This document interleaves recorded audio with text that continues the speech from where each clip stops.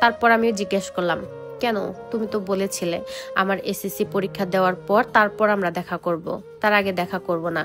তখনও আমাকে বলতেছে, তোমার সঙ্গে আমার অনেক কথা আছে, তোমাকে অনেক কথা বলার আছে আমার, তোমার সঙ্গে দেখা হওয়ার পর তারপর তোমার সঙ্গে সবকিছু বলবো। আমি বললাম, কেন? ফোনেই তো বলা যায়।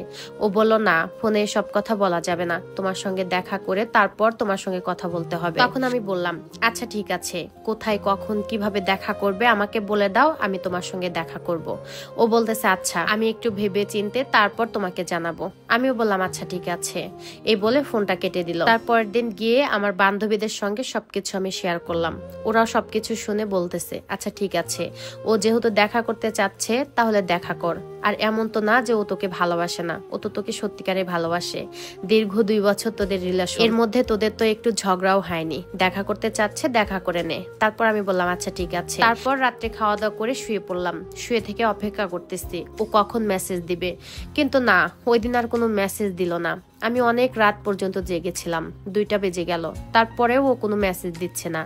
আমার তো ভীষণ ভয় লাগতেছিল, ওর তো কিছু হয়ে গেল না। তারপর আবার নিজে নিজেই বলতেছি, মনে হয় কোনো একটা দরকারে ব্যস্ত আছে, সে কারণে আমাকে মেসেজ দিচ্ছে না।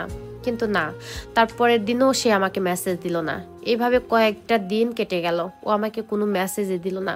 আমি এদিকে এত পরিমাণ ভেঙে পড়েছি, আমার খাওয়া দাওয়া পর্যন্ত উঠে গেছে। আমার বান্ধবীরাও আমাকে অনেক বুঝাচ্ছে, বলতেছে ও তো মনে হয় কোনো একটা বিপদে পড়েছে, না হলে তো তোর সঙ্গে কথা বলতো। আমার মন কিছুতেই মানছে না। আমি বারবার ওকে মেসেজ দিচ্ছি, কিন্তু ও কোনো রিপ্লাই দিচ্ছে না। একদিন হঠাৎ করে ও রাত্রে আমাকে মেসেজ দিয়ে রেখেছে। আমি সকালে ঘুম থেকে উঠে ফোনটা চেক করতেছি। ফোনটা চেক করে দেখি ও আমাকে মেসেজ দিয়েছে।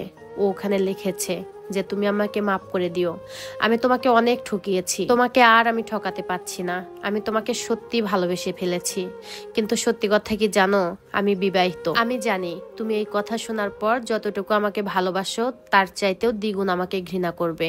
আমি তোমাকে সত্যি ভালোবেসে ফেলেছি, আমি তোমাকে আর একটু ঠকাতে চাই না, সে কারণে আমি তোমাকে সবকিছু বলে দিলাম।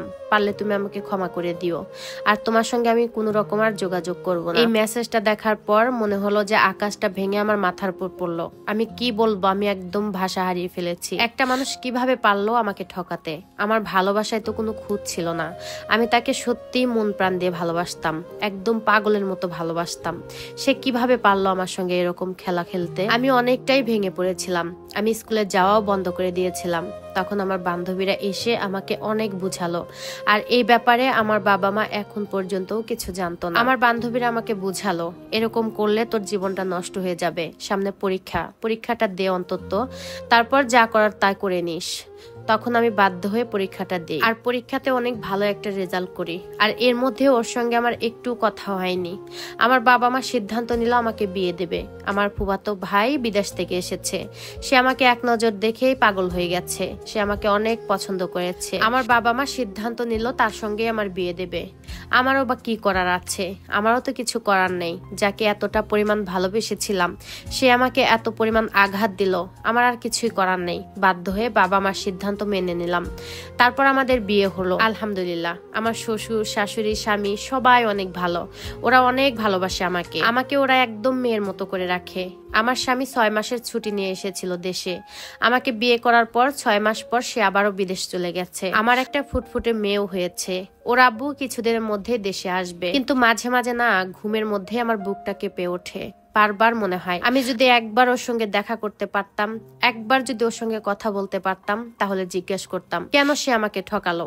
আমার ভালোবাসায় তো কোনো খুঁত ছিল না, আমি তো তাকে মন প্রাণ দিয়ে ভালোবাসতাম। সে কেন আমার সঙ্গে এরকম প্রতারণা করলো? যাই হোক, এই সম্পূর্ণ স্টোরিটা একটা আপু আমাকে লিখে পাঠিয়েছে।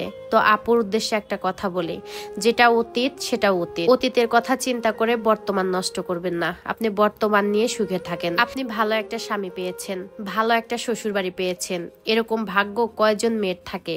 সবকিছু অতীত মনে করে সবকিছু ভুলে গিয়ে আপনি নতুন করে সংসার করেন।